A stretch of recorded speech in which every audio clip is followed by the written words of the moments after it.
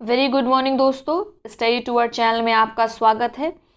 आशा करते हैं आपकी तैयारी जोरों शोरों से चल रही होगी। इस प्लेटफॉर्म के माध्यम से आपकी तैयारी में मदद की जाएगी। जीएस के जितने भी सेगमेंट हैं, प्रत्येक सेगमेंट का एमसीक्यू सेशन लाया जाएगा ताकि आप अपनी तैयारी का आकलन कर सकें। आज की क्लास में हम विज्ञान के प्रश्नों को हल करने वाले हैं। कुल 10 से 15 वीडियो आएंगे जिसमें हम जितने भी प्रश्न विज्ञान के अभी तक परीक्षाओं में पूछे गए हैं और जिनके पूछे जाने के चांसेस अधिक हैं उनको हम हल करेंगे। तो आज के सेशन में आपको क्या करना है, पहले प्रश्न पढ़ना है, उत्तर सोचना है, फिर देखना है कि आपका उत्तर सही है कि नहीं। ठीक है, कमेंट बॉक्स में आप बताएंगे आपने कुल प्रश्नों में से कितने प्रश्नों का सही जवाब दिया। पहला प्रश्न है, सूची 1 को सूची 2 से सुमेलित कीजिए तथा सूचियों के नीचे दिए गए कूट से सही उत्तर का चयन कीजिए। सूची 1 में ऊर्जा रूपांतरण, सूची 2 में युक्ति एवं प्रक्रम दे रखा है। ऊष्मा से विद्युत, हीट से इलेक्ट्रिसिटी जनरेट होती है सौर सेल के द्वारा, सोलर सेल की मदद से। विद्युत से ध्वनि, इलेक्ट्रिसिटी से साउंड प्रोड्यूस होता है किसकी मदद से, लाउड स्पीकर की मदद से।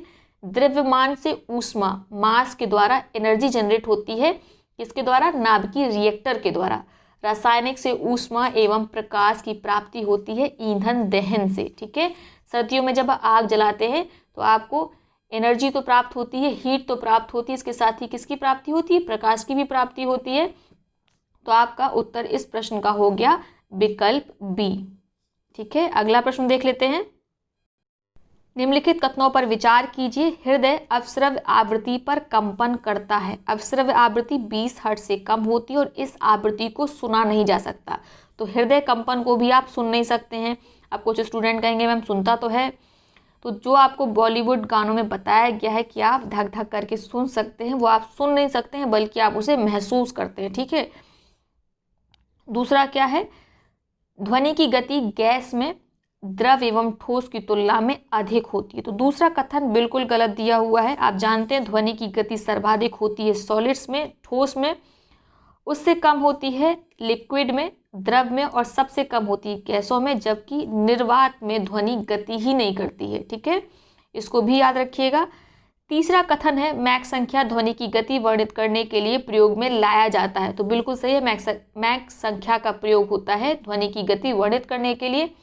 पराश्रव्य ध्वनि की आवृत्ति 20 हर्ट्ज से अधिक होती है, यह कथन भी सही है। ठीक है, जो पराश्रव्य तरंगें होती हैं एक प्रकार की अनुदैर्ध्य यांत्रिक तरंगें होती है जिनकी आवृत्ति 20,000 हर्ट्ज से अधिक होती है। ठीक है, तो आपको कौन कौन सा कथन इसमें सही है, कथन 1 आपका सही है, कथन 3 सही है, कथन 4 सही है। ठीक है, और दूसरा वाला तो गलत था, तो आपका विकल्प सही हुआ इसमें 1, 3, 4 यानी विकल्प सी।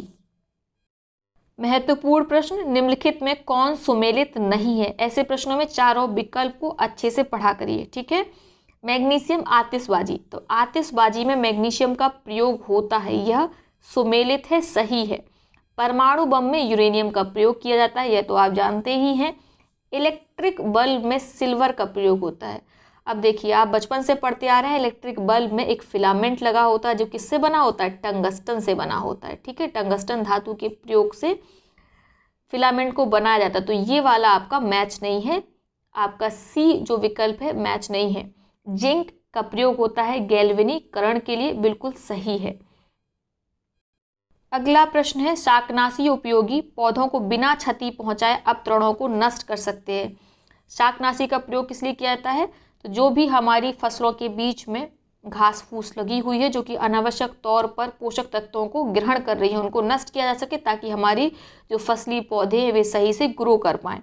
तो शाकनाशी का प्रयोग किया जाता है अपतरणों को नष्ट करने के लिए। अपतरण एवं फसली पौधों द्वारा शाकनाशी भिन्न भिन्न दरों पर अवशोषित होते हैं, बिल्कुल सही है। देखिए, शाकनाशी का जो फसली पौधे होते हैं वे अवशोषण नहीं करते हैं, ठीक है, इसी कारण वे बच जाते हैं, जबकि जो अपतरण होते हैं वे शाकनाशी का अवशोषण करते हैं और नष्ट हो जाते हैं। तो आपका कथन ए और आर दोनों सही है। ठीक है, और जो आपका कारण है वो कथन की सही व्याख्या करता है, तो विकल्प बी इसमें सही होगा। अगला प्रश्न देखते हैं, निश्चेतक के रूप में प्रयुक्त हो सकने वाले पदार्थ हैं। निश्चेतक क्या होता है, मुख्यतः संवेदना को कम करने के लिए जिन पदार्थों का प्रयोग किया जाता है वे पदार्थ कहलाते हैं निश्चेतक। ठीक है, तो निश्चेतक के रूप में प्रयुक्त हो सकने वाले पदार्थ है क्लोरोफॉर्म और नाइट्रस ऑक्साइड। ठीक है, आपका विकल्प ए सही हो गया। इसके साथ ही याद रखिएगा डायजीपाम, सल्फोनल और वेरोनल का प्रयोग भी निश्चेतक के रूप में होता है।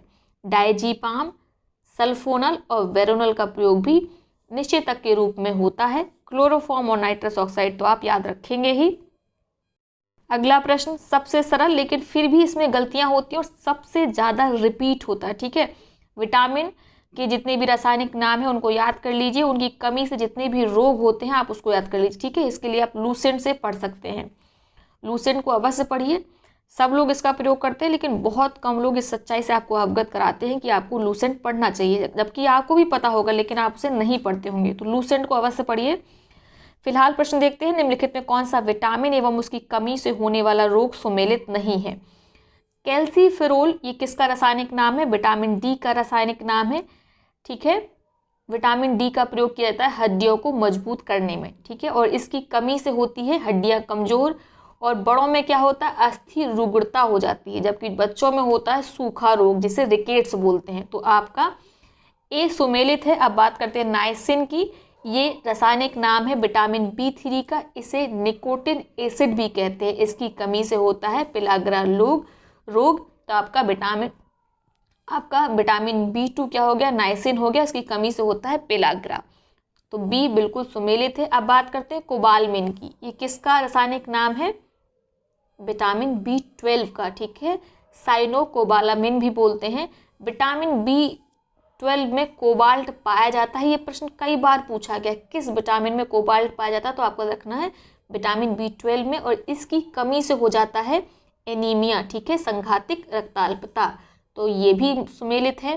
तीसरा है रिवोफ्लेविन। रिवोफ्लेविन किस विटामिन का रासायनिक नाम है? विटामिन B2 का। ठीक है, इसकी कमी से शारीरिक भार में कमी आती है, ओट, जीभ, त्वचा में रूखापन आ जाता है। तो बेरी रोग किस विटामिन की कमी से होता है? फिर ये होता है विटामिन B1 की कमी से, जिसे कहा जाता है थायमीन, जिसका रासायनिक नाम है थायमीन। तो आपका डी इसमें सुमेलित नहीं है।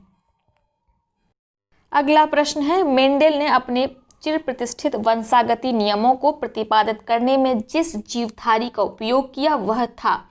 तो ग्रेगर जॉन मेंडल को आनुवांशिकी का पिता कहा जाता है। ठीक है, और इन्होंने अपने वंशागति नियमों को प्रतिपादित करने के लिए गार्डेनपी मटर का प्रयोग किया था। आप इससे अवगत होंगे, कई बार पूछा गया। ठीक है, अगला मोस्ट रिपीटेड क्वेश्चन, किसी तारे का रंग दर्शाता है। तो किसी तारे का रंग दर्शाता है, उस तारे का तापमान कितना है, इसको दर्शाता है किसी तारे का रंग। ठीक है, आपको याद रखना है, जो तारा जितना चमकीला होता है उसका तापमान क्या होता है? उतना ज़्यादा होता है, और उतनी जल्दी ही वो क्या करेगा? अपनी ऊर्जा का उत्सर्जन कर देगा और जल्दी ही समाप्त हो जाएगा। ठीक है, तो जितना ज़्यादा चमकीला तारा होगा उसका जीवन काल उतना ही कम होता है। ठीक है, तो आपको याद रखना है किसी तारे का रंग उसकी ताप की मात्रा को दर्शाता है। अगला प्रश्न है, दो समतल दर्पण एक दूसरे से किसी कोण पर नत हैं, यानी झुके हुए हैं। एक प्रकाश की किरण एक दर्पण के समानांतर चलकर दो परावर्तन के बाद दूसरे दर्पण के समानांतर हो जाता है। ऐसे दर्पणों के बीच कोण होगा। तो ऐसे दर्पणों के बीच होता है 60 डिग्री का कोण। ठीक है, समतल दर्पण एक दूसरे से 60 डिग्री पर झुके होते हैं, जिससे वस्तु के कई प्रतिबिंब दिखाई पड़ते हैं। ठीक है, अगला प्रश्न देखते हैं, रेडियो एक्टिविटी का आविष्कार किया था। रेडियो एक्टिविटी का आविष्कार किया गया था हेनरी बेकरेल के द्वारा। ठीक है, रदरफोर्ड ने किसका आविष्कार किया था? बीटा किरणों की इन्होंने खोज की थी, जबकि जो मैडम क्यूरी हैं इन्होंने रेडियम का आविष्कार किया था, याद रखिएगा। और रेडियो एक्टिविटी का किसने आविष्कार किया? बेकरेल ने। अगला प्रश्न है, प्रकाश वैद्युत प्रभाव के आविष्कारकर्ता थे। तो इसके आविष्कारकर्ता कौन थे? Albert Einstein. अल्बर्ट आइंस्टीन ने 1905 में सापेक्षता का सिद्धांत भी दिया था, और ये प्रकाश वैद्युत प्रभाव के आविष्कारक भी हैं, आपको याद रखना है। अगला प्रश्न है, जब किसी पिंड को चंद्रमा से पृथ्वी पर स्थानांतरित किया जाता है तो किसी पिंड का भार क्या होता है? घटता है, बढ़ता है या समान रहता है? तो आपको पहले ये समझना होगा भार बराबर क्या होता है? भार बराबर होता है किसी पिंड का द्रव्यमान, उसका मास, और जिस ग्रह पर पिंड है वहाँ का गुरुत्वाकर्षण बल कितना है। ठीक है, तो देखिए चंद्रमा का आप जानते हैं पृथ्वी के कंपैरिजन में जो गुरुत्वाकर्षण बल है वो 1/6 होता है, यानी पृथ्वी का जो गुरुत्वाकर्षण बल है वो चंद्रमा की तुलना में 6 गुना हो गया। तो कोई पिंड जो पहले चंद्रमा पर था, जब वो पृथ्वी पे जाएगा तो उसका भार कितना बढ़ जाएगा, 6 गुना बढ़ जाएगा। ठीक है, लेकिन चूंकि द्रव्यमान वो अपरिवर्तित रहता है तो वो क्या रहेगा, पृथ्वी पर आने पर भी अपरिवर्तित रहेगा। तो आपका विकल्प डी सही है। ठीक है, भार जो है वो 6 गुना बढ़ जाएगा, जबकि जो उसकी मात्रा है, जो उसका द्रव्यमान है, वह अपरिवर्तित रहेगा। ठीक है, मास नहीं बदलता है, वेट बदलता रहता है, क्योंकि जी की वैल्यू बदलती रहती है। यह क्वेश्चन कमीशन का फेवरेट है। ठीक है, हर 2 या 3 साल बाद आपको यह प्रश्न देखने को मिल जाएगा। जर्मन सिल्वर में चांदी का प्रतिशत होता है। इससे मज़ेदार बात यह है कि जर्मन सिल्वर में चांदी का 0% होता है, यानी कि चांदी होती ही नहीं है। फिर जर्मन सिल्वर किससे मिलकर बनती है ये भी पूछा जाता है। तो कॉपर से, जिंक से और निकेल से। ठीक है, जिसमें कॉपर होता है लगभग 50%, जिंक होता है 35% और निकेल होता है 15%। तो ये भी याद रखिएगा, ये भी पूछा जाता है। अगला प्रश्न है, सूची 1 को सूची 2 से सुमेलित कीजिए तथा सूचियों के दिए गए कूट का प्रयोग करते हुए सही उत्तर का चयन कीजिए। सूची 1 में दिया है अचार, खट्टा दूध, सेब, शीतल पेय एवं सोडा वाटर। तो अचार में प्रयोग किया जाता है उसको प्रिजर्व करने के लिए, संरक्षित रखने के लिए, एसिटिक एसिड का, सिरका का। ठीक है, दूध खट्टा किस कारण होता है, लैक्टिक अम्ल के कारण। ठीक है, दूध से दही बनती है लैक्टिक एसिड के कारण। सेब में पाया जाता है मैलिक एसिड। जो शीतल पेय सोडा वाटर जो आप पेप्सी और कोको कोला पीते हैं उसमें पाया जाता है कार्बोनिक अम्ल। ठीक है, तो इसमें कौन सा आपका उत्तर हो गया, विकल्प बी। अब आज का आखिरी प्रश्न देखते हैं क्या है। सूची 1 को सूची 2 से सुमेलित कीजिए तथा सूचियों के नीचे दिए गए कूट का प्रयोग करते हुए सही उत्तर का चयन कीजिए। सूची 1, सूची 2। सूची 1 में दे रखा है लैक्टोबैसिलिस। लैक्टोबैसिलिस नामक जीवाणु दूध को दही बनाने में प्रयोग होता है। ठीक है, तो आपको उत्तर मिल गया। राइजोबियम किसमें पाया जाता है, आपको बताना है। राइजोबियम क्या करता है, नाइट्रोजन का स्थिरीकरण करता है। ठीक है, जो गांठ वाले पौधे होते हैं, जैसे सोयाबीन का पौधा हो गया, उसकी जड़ें होती हैं, उसमें गांठें पाई जाती है, और वहीं पर राइजोबियम क्या करता है, नाइट्रोजन का स्थिरीकरण करता है। ईस्ट क्या करता है, ईस्ट का प्रयोग होता है एल्कोहल बनाने में। एस्परजिलिस प्रयोग होता है सिट्रिक एसिड बनाने में। ठीक है, तो आपका इसमें कौन सा विकल्प सही होगा, विकल्प सी बिल्कुल सही है। तो 14 प्रश्न हो गए, टोटल 15 कर लेते तो आप बताएंगे 15 प्रश्नों में कितने प्रश्न आपको आते थे। तो आज का आखिरी प्रश्न ये वाला रहेगा। ठीक है, निम्नलिखित युग्मों में से कौन सा एक युग्म सुमेलित नहीं है। कोशिका का नियंत्रण कक्ष, कोशिका का नियंत्रण कक्ष क्या होता है, केंद्रक होता है। ठीक है, प्राकृतिक रबर पॉलीआइसोप्रीन है कि नहीं, बिल्कुल है। अगला है क्रायोलाइट एल्यूमिनियम का अयस्क है, यह भी सही है, कई बार पूछा भी गया। एल्यूमिनियम का अयस्क क्या है, क्रायोलाइट है। रोगाणु रोधक क्या है, फिनोप्थिलीन। जो फिनोप्थिलीन है वो रोगाणु रोधक एंटीसेप्टिक नहीं है, तो आपका डी इसमें सुमेलित नहीं है। तो ये हैं आज के 15 प्रश्न। कमेंट बॉक्स में आप बताइएगा आपको कितने प्रश्नों के उत्तर आते थे। हम अगला सेशन में आपसे मुलाकात करेंगे, तब तक के लिए बहुत बहुत धन्यवाद।